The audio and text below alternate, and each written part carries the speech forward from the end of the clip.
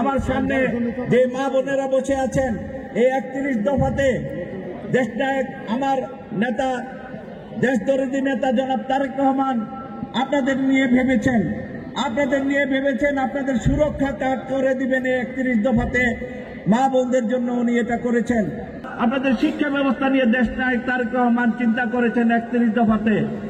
আজকে এখানে যারা উপস্থিত হয়েছেন চনপাড়াতে, যারা অল্প শিক্ষিত, যারা খেটে খাওয়া দিনমজুর, তাদের নিয়েও কিন্তু দেশনায়ক আমাদের নেতা জনাব তারেক রহমান ভেবেছেন। তাদেরকে বিভিন্ন কর্মসূচির আওতায় এনে বিভিন্ন দেশের ভাষা শিক্ষা দিয়ে, কর্মমুখী শিক্ষা দিয়ে তাদেরকে বিদেশে প্রেরণের জন্য উনি ভেবেছেন।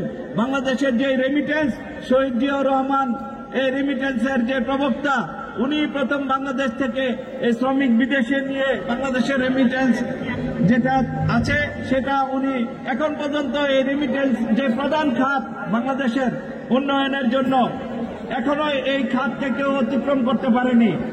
আপনারা জানেন 31 দফাতে বিভিন্ন ছাত্রদেরকে নিয়ে কথা বলেছেন।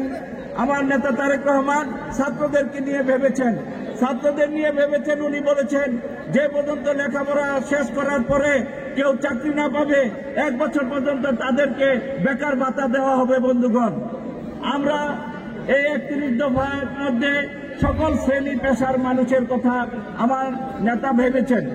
আমি শুধু একটি কথা বলতে চাই, আজকে এই চনপাড়াকে বিগত আওয়ামী লীগের সন্ত্রাসীরা একটা সন্ত্রাসের স্বর্গরাজ্য বানিয়েছিল, মাদকের আখড়া বানিয়ে ফেলেছিল। আমার নেতা জনাব মুস্তাফিজুর রহমান দিবু ভূঁইয়া প্রতিজ্ঞা করেছেন এই চনপাড়া থেকে সন্ত্রাস দূর করতে হবে, এই চনপাড়া থেকে মাদক দূর করতে হবে, এই চনপাড়াতে শিক্ষার পরিবেশ ফিরিয়ে আনতে হবে। এবং ইনশাআল্লাহ উনি এটা 100% না হলেও 80% ইনশাআল্লাহ উনি সফল হয়েছেন।